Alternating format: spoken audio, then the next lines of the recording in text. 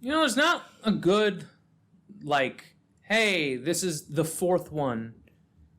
You know, like, Box art is unbreakable. Box art is not Crash. That can work. Duang people. Duang on this box art. What a beautiful Duang. Chill. Thanks. How does that even happen? Like, the Duang thing. Like, I know it was translated into Chinese and then translated into English, but like is Duang even a word in Chinese? I don't know. Koichi killed the hoe. Okay, let's kill the hoe. There is one good part 4 that I can think of, though. And that is Persona 4 Arena Ultimax. The Ultra Suplex Hold. Why is this not the American name? That is the best. I mean, for Pete's sake, Margaret can... There's an attack called the Ultra Suplex that Margaret has, even though she was like a DLC character. This is a great box art. I love it. Like, Yeah. even aside from the goofiness of the name, it's like, it's just well composed. You have Chag Narakami here with his perfect triangular shape. You got all the Persona 4s over there and the Persona 3s over there. And Labras. Well, they're the respective Poochies of their sub-franchise. I mean, it's true, since Labras is totally not Aegis. Yeah. And totally not Metis. Yeah. How many more... Did they ever state how many more of these waifu battle droids there are? I don't think so. You know, at least Persona actually had like a good justification for what's up with the waifu battle droid. Well, we needed to make sure that they thought that they were at least kind of human. To shoot them with their mind goo or whatever. But you know what? The teddy belt, though? The teddy belt, I think, is a little ridiculous. Well, wasn't, like, the original plot, like, it sprung out of Teddy's brain? And that's why he was M. Bison? It's I think it was Captain or Admiral Teddy. Get it right. Where's your salute? He's M. Bison. They should have made Teddy a charge character. They should have made anyone, along with Mitsuru being a charge character. Though I will say Mitsuru being a charge character, inspired choice. Actually, the way every character in this roster works is a great game. We're talking more about the game than the box art. Yeah. But that's because up until about a month ago, this was like my favorite fighting game. Until? Oh, we structured it wrong. We almost had a good segue. Almost. Thank you, Super Bob Bad Racing! To the surprise of no one, episode 1 was a disappointment. We had a good segue, and then Darth Maul said no.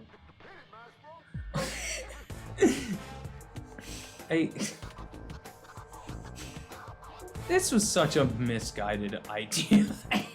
Like, you know what? Star Wars kart, not the worst idea. But what if we decided to remind everyone of Jar Jar? And, like, I know this was an early PS1 game, but it was released, like, late enough for them to know. Don't make people fucking think about Jar Jar. Don't do that. Also, the character designs kind of remind me of those like toy bobbleheads that are based on Star Wars characters that I had when I was younger.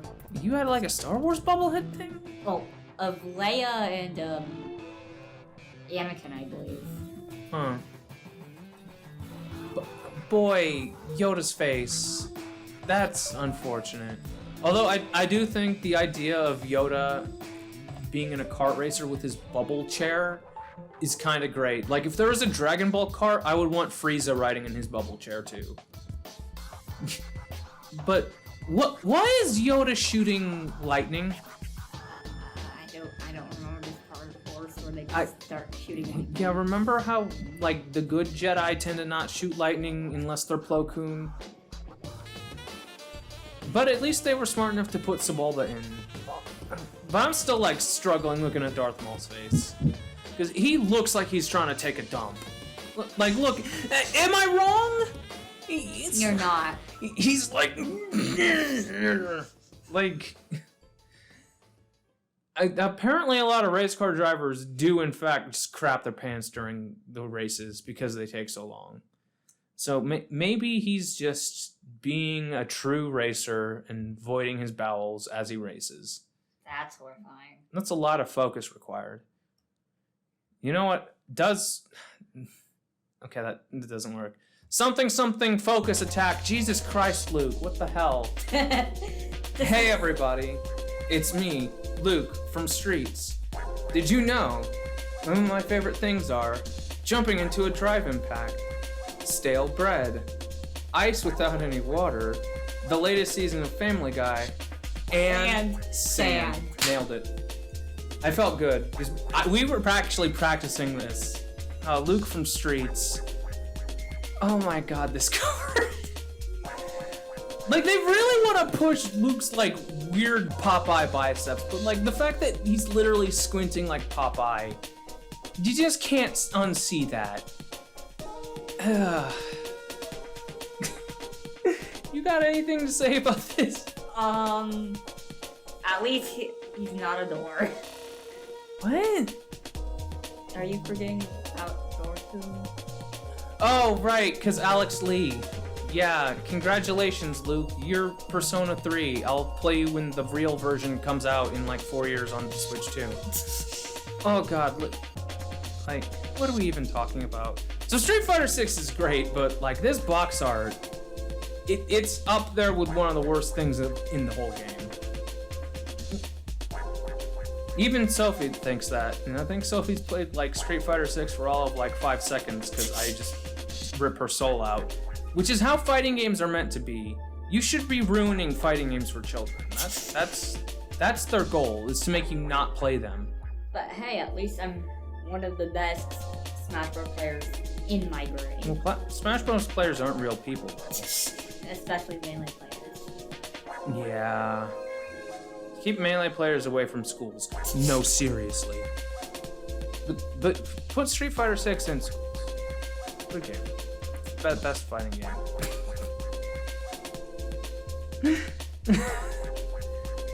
I don't think I've ever seen Donald Duck with more hatred in his eyes. I guess the second most powerful mage in Final Fantasy. Yep. Now that 16 Sid is now more powerful than Donald. But can 16 Sid cast Exo Flare? I don't know. You don't know. All you know is that Donald lost his throne. Yeah, that's it.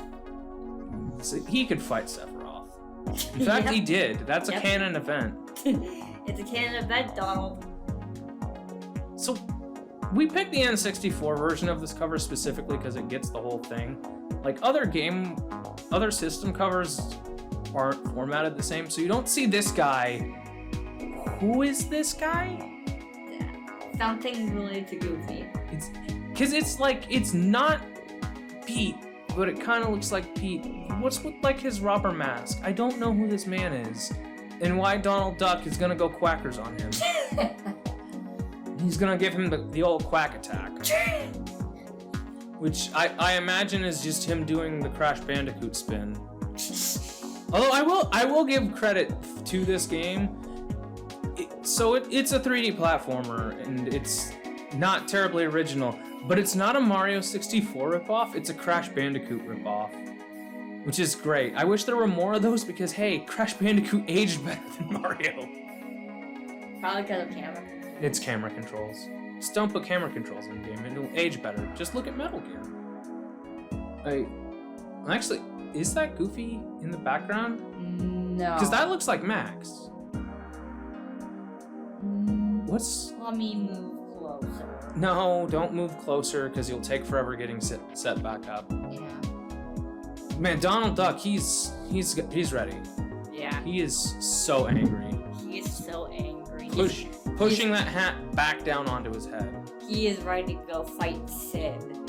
He's gonna go fight Sid to reestablish his dominance as the best Final Fantasy mage.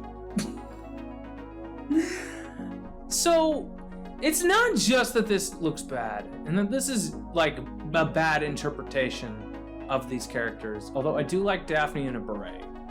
Good for her. No, I don't think that's a beret. I think that's just You her think that? hairband. I think that's her. I can't tell if that's a beret or if that's just her hair being colored weird. So anyway, Scooby-Doo First Fright. When I first saw this, I was like, what is going on with this art? Because I have never seen Scooby-Doo look anything like this. Its tie-in is very strange.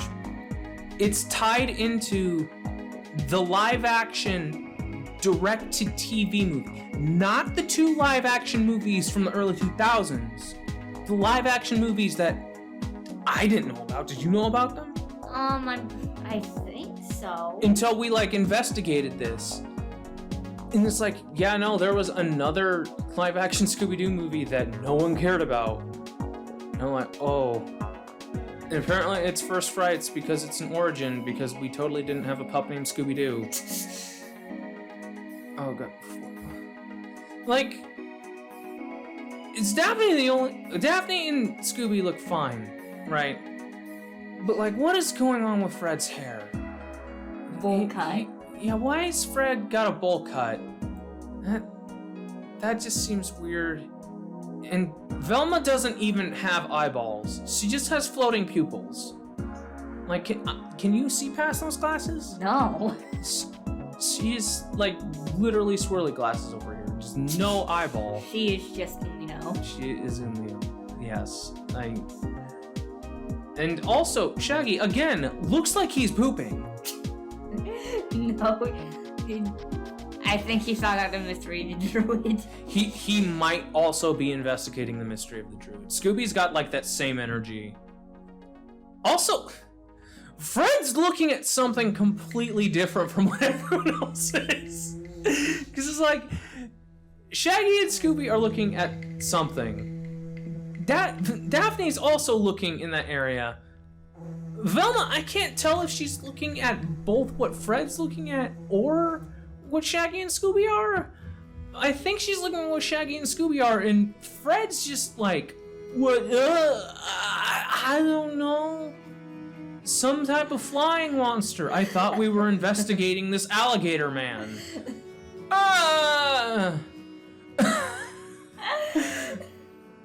God, Fred's face looks so bad.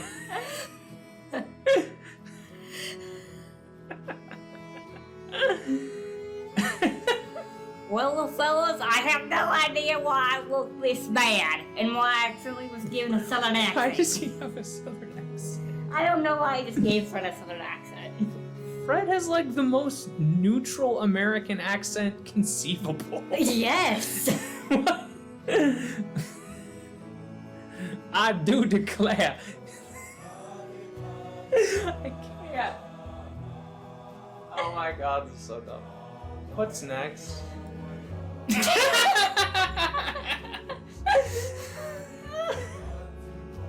Another Sophia submission. Talk about it. I just found this.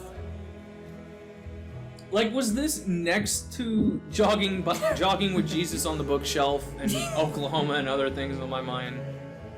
'Cause I feel like this is similar energy. It's like, who's just out there interviewing weird farmers? Roger Welsh. Also, like, there's no way this is like a real not shitpost thing. Old tractors and the men who love them. How to keep your tractors happy and your family running. Is this dude fucking his tractor? Like, No.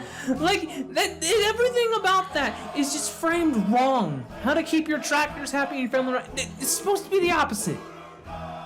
Tractors can't be happy. They can't feel emotion. They're the object, you idiot. Oh God, keep my tractor happy.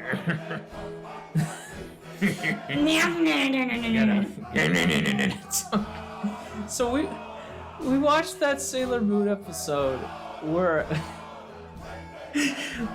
they like properly introduce Uranus and Neptune, and the enemy monster is a race car, and she keeps making car noises. So we've just been making car noises at each other for the past few weeks.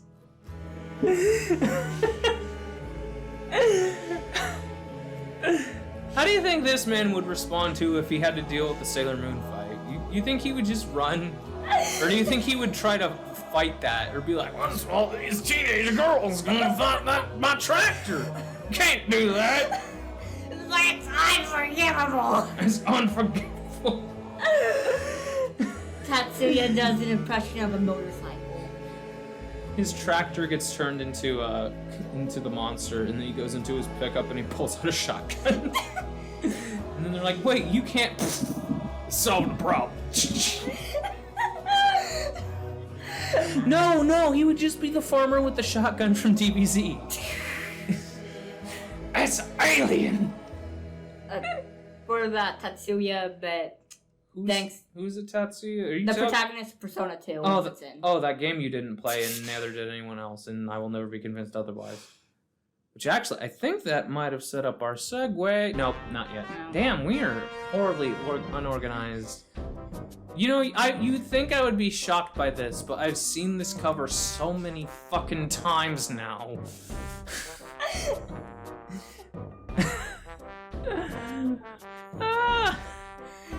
Which is kind of funny considering they announced the live-action remake of Snow White. You know, if someone never saw this, they're probably like squinting at this and going, what the fuck is this? Meanwhile, it's like, yeah, I've been there, done that. I've been desensitized to the horrors of the 7 Clever Boys.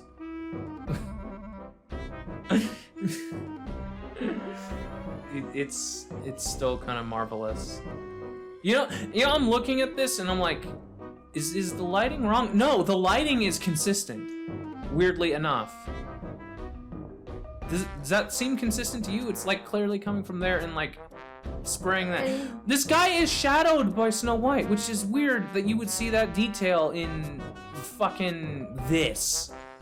The Phoenix Games Dingo Pictures abortion of a media product. They can't call it a game. Why did you call it an abortion? How else would you describe Dingo Pictures? Fair enough. More like that rabbit hole that you never see. Are you talking about Undertale? No. I'm just making stuff up. You're just menacing me. You're just like, hey, you want to know some other crazy shit? And I'm like, I have too much crazy shit packed into my brain right now. So I've been kind of like darting my eyes all over this, and I'm like looking at this man's face. He has a secret. Yep. I don't know what it is, but he's hiding something. That is the face of guilt. Yeah. Like, he's like, I think he's genuinely enthusiastic about something, but there's a chance that he has a gun. He's being held at gunpoint by that man. He looks like the big boy mascot. Just totally guilty. Oh yeah, speaking of the big boy mascot, we went to this place in Florida during our vacation, and we saw the big boy mascot. But we didn't see Big Boy because we were in Florida. Yeah. The Big Boy mascot transcends Big Boy's existence. Yeah. What a horrifying mascot. We should just review the Big Boy mascot. We should do an entire box art for your consideration that's not about box art, it's just about bad mascots. Please expect Hugo to be on the next box art for your consideration. And we're now beholden to making you confront Hugo.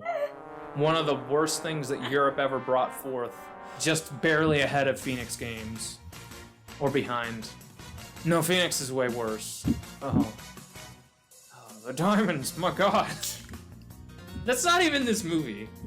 Yeah. I don't even remember. I think it was from Animal Soccer World. No. The Diamonds, My God, was from the not Lion King one, but they reused the animation for Animal Soccer World. But I think that's just because Animal Soccer World is the most well-known of the Dingo Pictures. Yeah. I don't think I ever actually watched Snow White. Yeah. Wait, wait. I think I might have. Neither of us has actually watched Dingo's Snow White. No, I don't. Oh, I thought we were talking about the Disney version. No. Why would I be talking about something of actual merit and historical importance? No, that's not what this show's about. You're ruining the integrity of this. We need to watch this part of mess. I am in Yes. fear. We're Oh yeah, speaking of things that are awful. We listen to Relax to Our Horn. It's pretty good. We'll get back to it when we get back to it. But not now.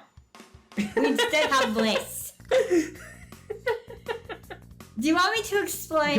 Go forth. This was another Sophie joint. Okay. What? Don't. Okay. Yeah. No. You. Okay. Take so the mouse. this thing. Whoops. Sorry. Spoiler. Close your eyes. Retroactively 5 seconds ago. Anyway, the Amazing Adventures of Pac-Man by Kid Stuff. Explain Kid Stuff. It's a music thing, isn't it? It's basically this company who license out like popular kids products and make like audio like albums and such. Yeah. And this is the second out of 3 Pac-Man albums. They made 3 of them. For something that's sole musical existence is. Is it just that played on end for 7 hours? No, it's not. This one actually has a story. Is Pac-Man by Weird Al Yankovic on it? No. Okay, something just like sprung to my face that deeply upsets me. Pac-Man's kneecaps. That's nothing about that is right. That's a tumor. That's not a kneecap. What? Why did? Ugh. He also has elbows that are like that.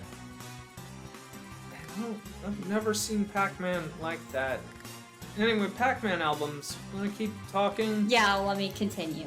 Because I actually haven't taken a good look at this because I'm discovering more and more details as I have. Oh boy, go keep talking. In fact, in the first album, there was a song that's Pac-Man and Miss Pac-Man having a dispute. Like, yes, let's write a song about him having a dispute with his wife. Well, that's why they got divorced. That's why Miss Pac-Man got replaced with Lady Pac. I don't necessarily care. Do you want me to explain the rat? No, but I kind of want to explain the copyright dispute since I see copyright Midway. Because, okay, so Midway published Pac-Man in America because Namco wasn't big enough yet, because Pac-Man was their big break. And then Namco themselves authorized Miss Pac-Man, and then eventually Namco got the license back. So then Miss Pac-Man was in this weird legal state where she's owned by, I think it would end up being Warner Brothers now. Meanwhile, the rest of the Pac-Man IP is still owned by Namco. Wait, why Warner Brothers? Did the people who made that went to work at Warner Bros? No, so Midway went under and Warner Brothers absorbed most of their properties. I don't think it's all. I think there's like some other weird thing with Ms. Pac-Man specifically. Because Midway is like, yeah, let's take, or Warner Brothers was like, yeah, let's take all their important things like Mortal Kombat and Gauntlet and Rampage. And they haven't done anything except for with those 3 franchises. And then there was like some kerfuffle with some recent re-release of Pac-Man where they couldn't re-release Miss Pac-Man because they didn't own the rights, but there were other later games down the line that had her in it, but they couldn't use her. So anyway, explain the rat. God, Pac-Man's a fascinating legal disaster. Go for it. Okay, so it's the Friendly Neighborhood Rat, and it has a song about wanting to trade the Pac part of Pac-Man's name so he can become Pac-Rat. Yes, that is an actual song in this album.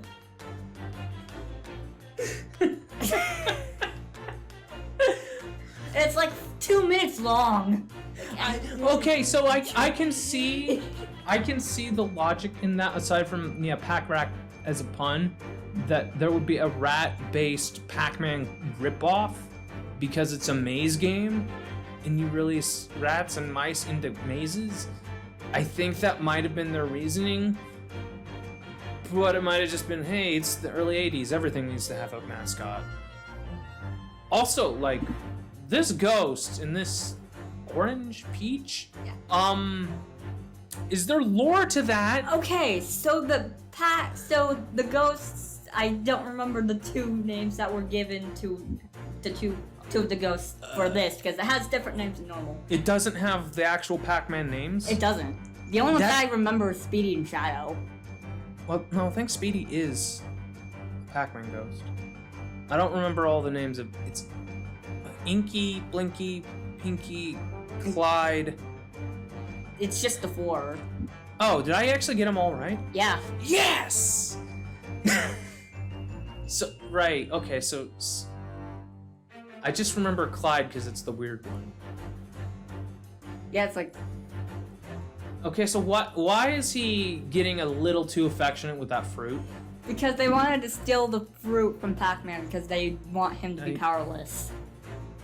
I feel like this is just turning into that Tim Rogers bit where he imagines that Pac-Man is some type of detective who's collecting evidence, and when he collects the power pellet is when he gets the decisive piece of evidence that lets him put the criminals in jail.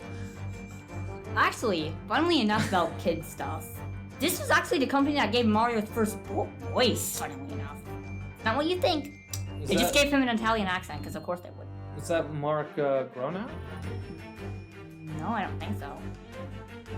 I don't know.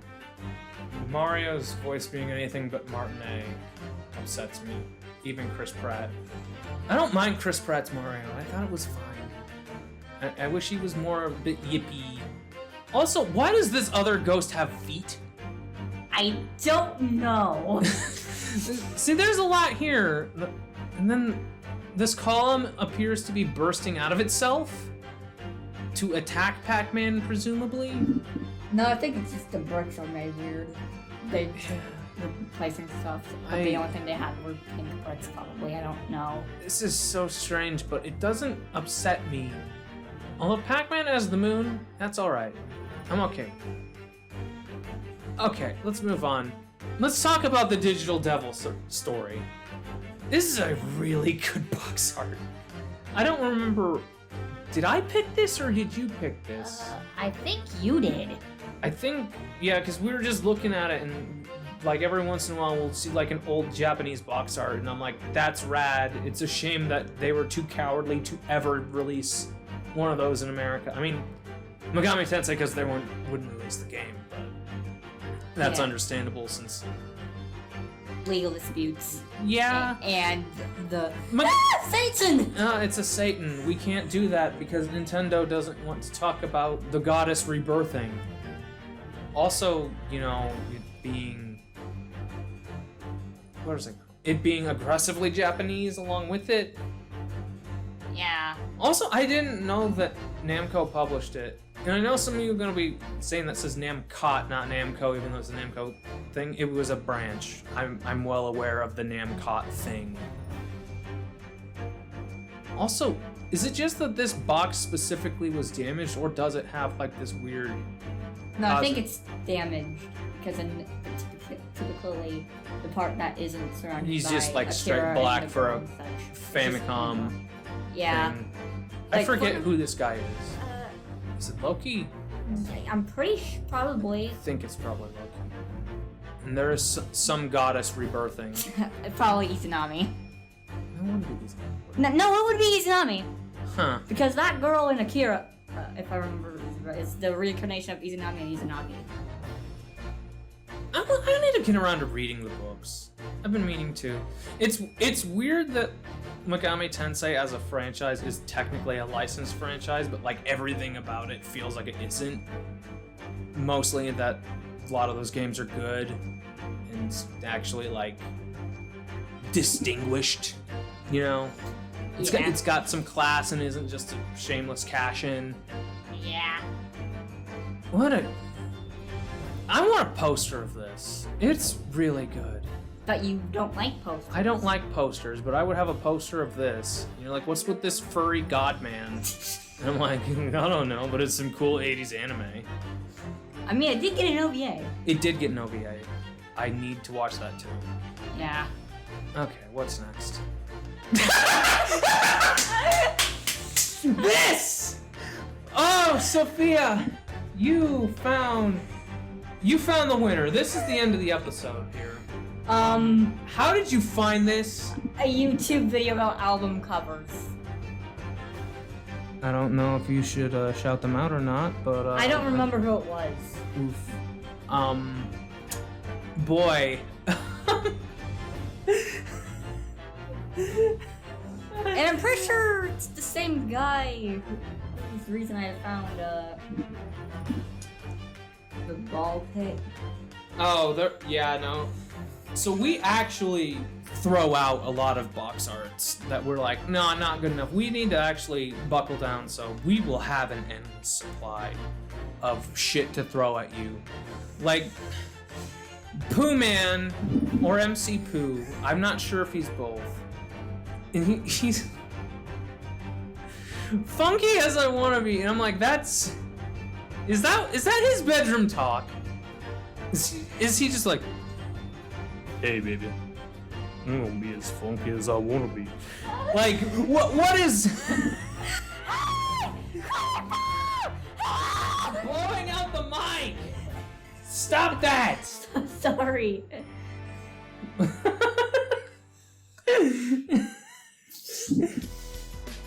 High-pitched oral noise intensifies. I'm just like, and what? Like, look, rappers have bad names, right? Most rappers have just god awful names. Why is he Pooh Man? I don't know, but there's Swamp Dog. Swamp Dog, I can see. That's from the same video. Yeah, whatever. Okay, anywho, like, is it because he loves Winnie the Pooh, or did he just fuck up on his keyboard and write Pooh Man instead of Poon Man and that? Because clearly that's the implication if he's just staring straight in this woman's cooch. And he's like, I'm gonna be as funky as I want to be in here. Oh. You gotta get real creepy with that. You know, get real funky. I'm recording this with a child in the room. I need a Chevelle. So she sent me this picture, and my immediate response was, I need an adult. Like, what? Why would... I think we should listen to this just to actually see if he was funky on this album. He might have been. If this was like a more R&B flavored thing, sure, I can see that. I can sing real funky. Like, I hope it's rap. well, of course it is. He is MC Pooh. You don't get to have the title of MC unless you're a master of ceremonies. Usually in some type of hip-hop condition or state. I love talking about rap music in like a super academic term because it's fucking hilarious when you think of it like that.